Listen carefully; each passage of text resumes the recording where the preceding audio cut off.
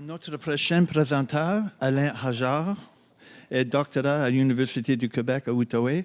Il a affilié au laboratoire cyberpsychologie qui s'y intéressait à l'application de la réalité virtuelle dans les diverses problématiques de santé mentale.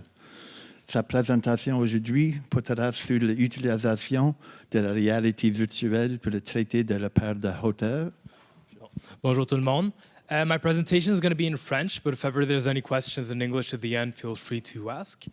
Alors, mon nom c'est Alain Hajar, je suis étudiant en psychologie au doctorat à l'Université du Québec en Outaouais et je travaille dans le laboratoire Stéphane Bouchard en cyberpsychologie.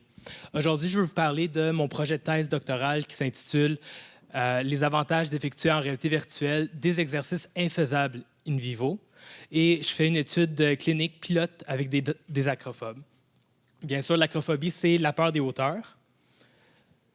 Ça, on observe Alice. Alice a très peur des hauteurs. Le « Oh my God, je capote » qu'elle dit, c'est quelque chose que j'entends très, très régulièrement avec mes participants.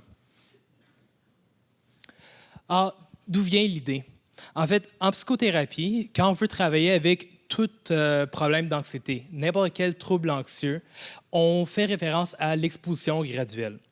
Ce que ça veut dire, l'exposition graduelle, c'est je vais apporter mon client, mon participant, à graduellement affronter sa peur. Par exemple, disons que quelqu'un a peur des araignées. La première étape va être de regarder une araignée de loin, s'approcher, peut-être la prendre dans ses mains, etc. Alors, on apporte la personne à vaincre sa peur graduellement. En 1982, Bandura il a tenté d'expliquer les facteurs qui allaient prédire une bonne efficacité thérapeutique. Bandura il a pris des gens qui avaient peur des serpents et il les a fait faire de l'exposition graduelle. Alors justement, les gens commençaient en regardant les serpents dans un bocal, ils s'approchaient, ils tenaient le serpent, ils l'approchaient sur eux. Et Bandura allait hiérarchiquement, avec des tâches de plus en plus difficiles. La dernière étape à faire dans l'étude à Bandura, c'était les phobiques des serpents devaient s'asseoir sur une chaise et laisser un serpent ramper sur eux. Alors, je ne sais pas pour vous, moi, je n'ai pas peur des serpents particulièrement, mais je ne pense pas que j'aimerais beaucoup l'idée d'un serpent qui se promène sur moi.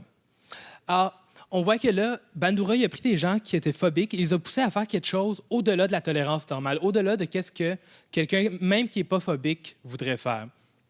De là vient l'idée d'un potentiel plus efficace pour un traitement pour la peur des hauteurs en réalité virtuelle.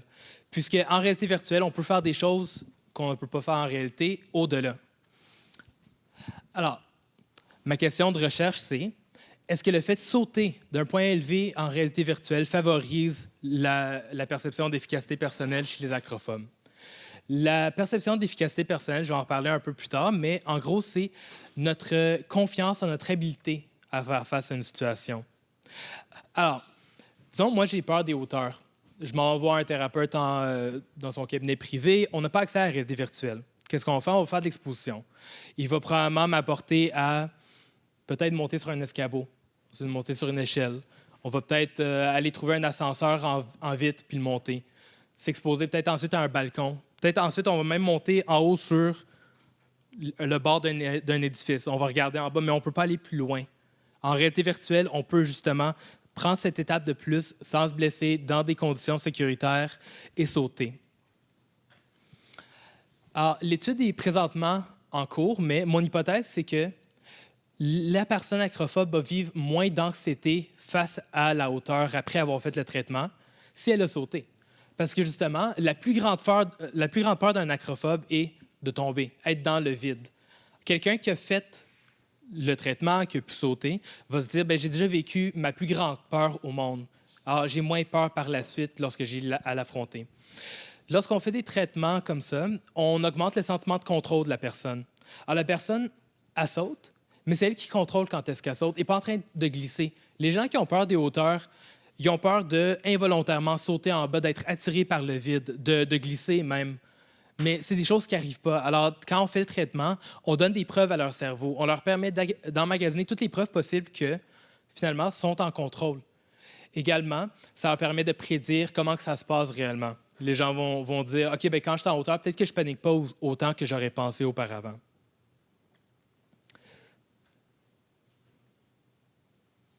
Alors, présentement, on est en cours d'expérimentation. Pour ce qui est de la méthodologie, on a 20 participants qui ont été recrutés. Les critères d'inclusion, en fait, le critère d'inclusion principal, c'est que la personne doit être diagnosticable avec un trouble d'anxiété, la phobie spécifique, peur des hauteurs. Alors, quand on parle des hauteurs, des fois, les gens vont dire, ben c'est pas si pire la peur des hauteurs. De toute façon, c'est pas comme si on vivait où est-ce qu'il y a des falaises partout et qu'il y a réellement des hauteurs à affronter quotidiennement. Mes participants vont me parler plus de les ponts. J'ai des participants qui m'ont déjà dit, moi, je travaille de l'autre côté de la rivière, je travaille à Ottawa, mais je suis incapable de prendre le pont. Alors, des fois, je me ferme les yeux même pendant que je suis en train de conduire. Des fois, les gens vont dire, ben plutôt que prendre le pont, je vais faire un gros détour, me rajouter 30 minutes à mon trajet au travail à chaque matin. Alors, ça peut être des choses très handicapantes, même changer une ampoule. Ça m'arrive des fois, des gens qui me disent, ben je dois demander à mon partenaire de changer l'ampoule pour moi parce que j'ai peur de ça. Ça vient chercher un niveau d'anxiété trop élevé. Pour ça, un des critères d'exclusion, on a exclu les participants qui présentaient des symptômes d'un trouble plus grave, plus important à intervenir au moment. Alors, si quelqu'un vient me voir puis on évalue des symptômes de dépression, des traits suicidaires même, évidemment, la priorité, c'est pas traiter la peur des hauteurs. On ne peut pas les accepter dans l'étude, c'est pas le moment. Dans l'étude, on a donc séparé tous les participants en deux conditions. Il y a la condition contrôle, où les gens vont faire un traitement d'exposition en réalité virtuelle, mais ils ne sautent pas. Alors, c'est un traitement habituel, ça a déjà été démontré. Dans les années 80, déjà, on faisait des traitements pour la peur des hauteurs en réalité virtuelle. On sait que ça fonctionne. Mais là, dans la condition expérimentale, ils font l'exact même traitement, à la différence qu'ils vont avoir l'opportunité de sauter en réalité virtuelle. Alors, il y a 5 rencontres qui vont être faites avec chaque participant. Et il y a 2 rencontres qui vont être de l'évaluation. La première et la 5e rencontre vont être purement de l'évaluation où on va voir la personne à quel point elle a peur des hauteurs avant, on fait le traitement, à quel point elle a peur des hauteurs à la fin. L'équipement que j'utilise, en fait, je ne sais pas si vous êtes familier avec ce type d'équipement, on a quelque chose au laboratoire de cyberpsychologie qui s'appelle la voûte. La voûte est un cube immersif. Alors, chaque mur de la voûte est composé d'un écran, puis un projecteur qui va aller frapper sur chacun de ces écrans-là. La personne rentre à l'intérieur de la voûte, elle va mettre des lunettes comme qu'on porte lorsqu'on va écouter des films en 3D au cinéma. La voûte allume et la personne est complètement immergée. Un grand avantage de la voûte est que on peut se voir, c'est comme la réalité augmentée, je veux pas, mais on est dans l'environnement. La personne est capable de se voir. La voûte suit les mouvements de tête. Si la personne se penche près du trou, bien, l'environnement il va la suivre. Il y a cet effet de profondeur-là qui va être présent. En plus, il y a un grand avantage quand ça vient à voûte, c'est que pour les participants qui sautent, on peut se promener avec un joystick dans la voûte, mais on peut également marcher. On peut se promener. Il y a un espace de 3 par 3 mètres. Et quand je demande à mes participants de sauter, ils vont physiquement sauter.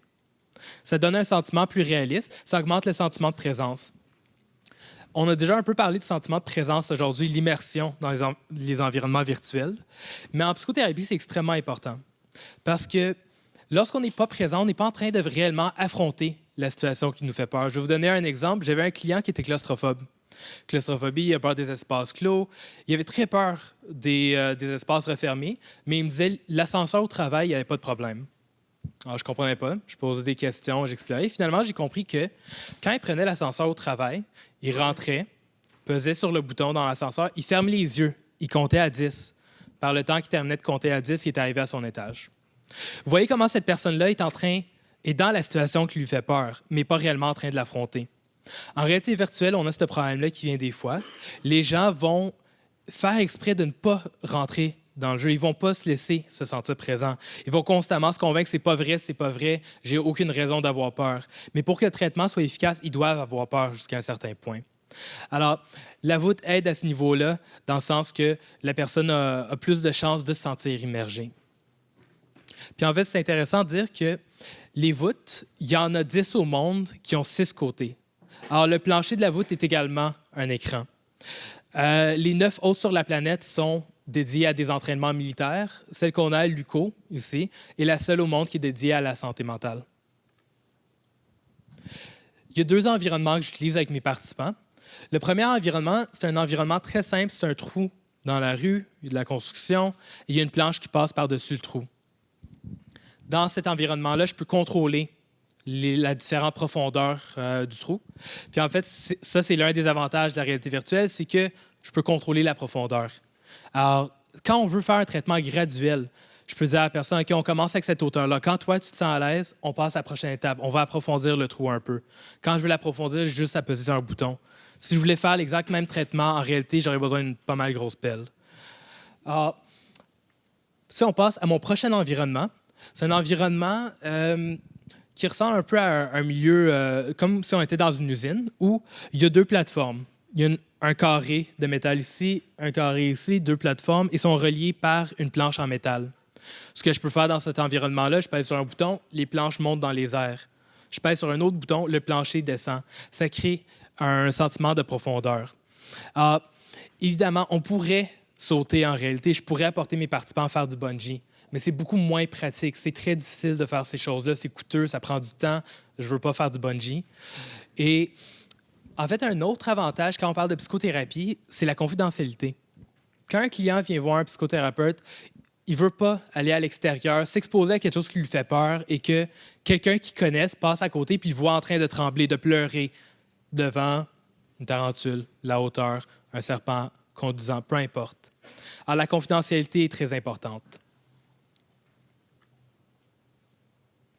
Les variables que je vais étudier sont, justement, les variables dépendantes sont le sentiment d'efficacité personnelle, à quel point est-ce que je crois en mes habiletés à faire face à la situation. C'est très important ici. Je ne suis pas en train de parler de mes habiletés réelles. Je peux dire à quelqu'un, disons quelqu'un a peur de parler en public, puis je lui dis, non, tu as les habiletés de parler en public, tu connais ton texte, tu sais qu'est-ce que tu vas dire, tu connais la population, il va quand même avoir peur. Pourquoi? Parce qu'il ne croit pas en ses habiletés. Lui, il n'est pas convaincu. Alors, c'est pour ça que moi, mon but, c'est pas développer leurs habiletés pratiques. Je sais qu'ils sont capables de s'approcher du bord du trou sans glisser, sans tomber. La plupart vont dire, je vais m'écrouler.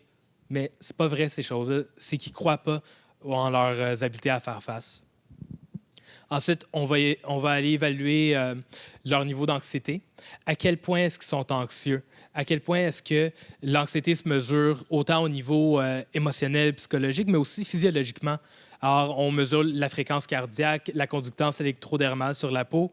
Comment est-ce que le corps réagit lorsque la personne est en train de faire face à l'anxiété? Comment est-ce qu'à travers les rencontres, la personne réagit différemment? Est-ce que ça va mieux? Est-ce que la personne se sent plus à l'aise en situation d'auteur? Comment est-ce que ça se manifeste? Ensuite, il y a l'évitement. L'évitement, c'est quelque chose qui revient toujours quand on parle de troubles anxieux parce que, par définition, qu'est-ce qui maintient l'anxiété? C'est l'évitement. En évitant, je m'empêche de faire face à cette situation-là. Je m'empêche de permettre à mon cerveau d'emmagasiner les preuves que je suis compétent, que j'ai une bonne perception d'efficacité personnelle. Et ensuite, l'unique variable indépendante va être soit sauter ou ne pas sauter. Alors, lors de la première rencontre avec mes participants, on commence avec, bien sûr, on fait signer le formulaire de consentement, puis ensuite, on va y aller avec une évaluation globale. On est en train d'évaluer non seulement la phobie spécifique des hauteurs, mais d'autres phobies spécifiques. On évalue tous les troubles anxieux, on va évaluer les symptômes dépressifs, les troubles d'abus de substances, etc. Pourquoi on fait ça? Premièrement, il y a le critère d'exclusion. Si quelqu'un présente des symptômes très lourds d'une autre problématique, c'est peut-être pas le moment d'être en train de travailler sur la peur des hauteurs. De plus, quand moi, je suis en train de faire un traitement avec un participant, je lui donne des outils. On est en train de développer quelque chose, développer des habiletés à faire face à des choses qui nous font peur dans la vie. Que ce soit la peur des hauteurs ou la peur de parler en public ou avoir un trouble obsessionnel compulsif ou j'ai peur de partir de chez moi et avoir oublié que quelque chose soit barré dans la maison.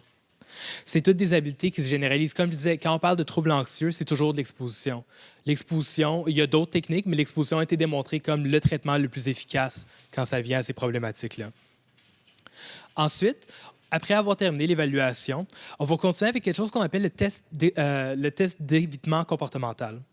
Ce test-là, on est affilié à un centre d'escalade à Gatineau, le centre Altitude Gym, où on va apporter nos participants. Ils vont se faire sécuriser par un harnais. Il va y avoir une échelle qui est sécurisée contre le mur et les participants vont devoir monter l'échelle. Alors, nous, notre but, c'est pas faire une exposition pour le traitement à cet endroit-là. Notre seul objectif, c'est voir jusqu'où la personne peut se rendre à ce moment-là. Parce que c'est important pour nous que la personne soit capable de généraliser ses acquis, non seulement en réalité virtuelle, mais en réalité. Je veux pas que la personne se dise, moi, maintenant, c'est fini, je suis capable de faire face aux hauteurs, mais seulement en réalité virtuelle. Ça ne servirait à rien. On fait ce test-là de façon répétée afin d'avoir des preuves concrètes, une vision objective que la personne est réellement en train de faire du progrès. À quel point elle est en train de faire du progrès? Est-ce que les gens qui sautent en réalité virtuelle vont pouvoir monter plus haut sur l'échelle? Lors de la deuxième rencontre, je commence en faisant de la psychoéducation. La psychoéducation est un terme qui implique que je transmets des outils, je transmets l'information, j'explique le traitement à mes participants. Alors, la première chose que je dis à mes participants, c'est inquiétez-vous pas, ça va être graduel. Quelqu'un a peur des serpents, on ne le lance pas dans une salle pleine de serpents dès le début. En fait, on ne le fait jamais, j'espère. Mais on commence très graduellement. Alors, on peut juste regarder le trou de loin. Pour scanner des plateformes, souvent, la première étape, c'est on recule puis on regarde juste les plateformes monter. Et les gens qui ont peur des hauteurs, c'est assez pour venir les chercher. Ça génère de l'anxiété, même si la personne n'est pas en hauteur. Juste le fait de penser à ces choses-là. C'est pour ça que des fois, la première étape, c'est s'imaginer des hauteurs. C'est y aller en imagination, faire un peu d'exposition. Des fois, les gens vont me poser la question comment ça fonctionne la réalité virtuelle. Moi, si j'ai peur de quelque chose, je sais que ça ne va pas être vrai. Je sais que ça ne va pas fonctionner. Je peux vous donner un exemple. J'ai une amie qui a peur des araignées. Cette amie-là, elle a tellement peur des araignées que même une image d'araignée, c'est terrorisant pour elle. À un moment donné, elle a réveillé sa coloc dans le milieu de la nuit parce qu'elle était sur son cellulaire sur Facebook et il y avait une image de tarentule. Puis elle n'était plus capable d'aller sur son cellulaire pour fermer l'image. Alors, c'est un exemple assez extrême, mais c'est parce que qu'est-ce qui arrive chez les gens qui sont phobiques? C'est que leur centre émotionnel du cerveau est trop sensible à ces stimulus-là. Alors, le centre émotionnel du cerveau reçoit les informations 0,7 millisecondes avant le cerveau rationnel. Qu'est-ce qui va arriver? Le cerveau émotionnel va tout de suite déclencher la réaction d'alarme en voyant le stimulus phobogène. Alors, tout de suite, je suis en hauteur, je commence à avoir peur. Par le temps que le cerveau rationnel il a analysé la situation, il comprend qu'est-ce qui se passe, il est trop tard. La personne est déjà dans ce cycle d'anxiété, de stress. C'est pour cette raison-là que la réalité virtuelle fonctionne même quand on n'a pas les meilleurs graphiques au monde. Même si l'araignée n'est pas super réaliste, il est trop tard. La personne a été déclenchée dans ce cycle d'anxiété. Ensuite, je vais faire quelque chose qu'on appelle la restructuration cognitive. Ça veut dire que je vais identifier les pensées qui sont irrationnelles chez la personne. Souvent, les gens vont me dire « j'ai peur d'être aspiré par le vide » ou « j'ai peur que le vent me pousse ». Alors ça, c'est des choses qu'on va pouvoir évaluer plus tard. Pendant qu'on est en réalité virtuelle, je vais leur demander, OK, en ce moment, toi, tu avais peur que le vent te pousse ou être aspiré par le vide. Est-ce que c'est en train d'arriver? Ils vont me dire non. Alors, je leur dis, OK, ça, c'est des preuves. C'est des preuves que ça va bien en ce moment. Reste sur ça, pense-y. Des fois, les gens vont dire, mais c'est pas réaliste parce qu'il n'y a pas de vent en ce moment. Moi, j'ai peur que le vent me pousse en bas. Je leur dis, OK, on va simuler le vent. Puis je commence à les pousser, tranquillement. Et les gens vont basculer, mais ils vont réaliser « Ah, mais je suis assez fort pour ne pas tomber. » Ils sont en train de développer leur sentiment d'efficacité personnelle. Ensuite, on termine cette rencontre avec un premier contact avec la réalité virtuelle, où on va simplement se promener dans un environnement neutre. Je leur montre c'est quoi la voûte, comment on se promène dans la voûte avec le joystick. On peut marcher physiquement, on explore un peu un environnement neutre qui n'a pas rapport avec les hauteurs. Rencontre 3 et 4. On rentre dans le cœur du traitement. Ces deux rencontres, en fait, sont identiques à l'exception que la rencontre 3, on utilise le premier environnement virtuel, le trou dans la rue, et la prochaine rencontre, on va utiliser l'environnement avec les plateformes métalliques. Alors, dans ces deux traitements, il y a une hiérarchie des tâches préétablies. Tout à l'heure, je disais qu'il faut toujours y aller graduellement. J'ai déjà décidé c'est quoi les étapes qu'on va faire. Par exemple, dans le premier environnement, avec la planche sur le trou dans la rue, il y a 2 phases. On commence premièrement, dans la première partie de la séance, on va simplement s'approcher du trou et ensuite, on va approfondir le trou. La différence pour les gens qui sont dans la condition expérimentale, c'est qu'à chaque fois qu'on approfondit le trou, ils ont la chance de sauter. Ensuite, la deuxième moitié de la rencontre, c'est on va aller sur la planche. On est maintenant au-dessus du vide. Et là, on approfondit le trou, on saute pour les gens dans la condition expérimentale. Alors, on fait cette exposition-là qui dure environ 1 heure. On reste en réalité virtuelle. C'est important, je dis toujours aux gens, c'est pas en 1 heure, 2 heures de traitement qu'on peut éliminer un trouble qui est présent depuis des années et des années. C'est de la pratique. Je leur dis, c'est comme des cours de piano. S'il y a un élève qui veut apprendre à jouer du piano, ce n'est pas en 30 minutes par semaine qu'il va le faire, c'est les heures et les heures de pratique qu'il va investir. De là, je disais, je suis en train de transmettre des outils concrets aux participants. Je suis en train de leur apprendre comment faire, non seulement en réalité virtuelle, mais en réalité, c'est le même principe. Je vais m'exposer graduellement. Ensuite, on termine avec le test d'évitement comportemental. Pour ce qui est de la 5e rencontre, on termine avec un debriefing. On va voir qu'est-ce que vous avez appris, qu'est-ce que vous retenez de cette étude. Et on va revenir sur les pensées automatiques, les pensées irrationnelles.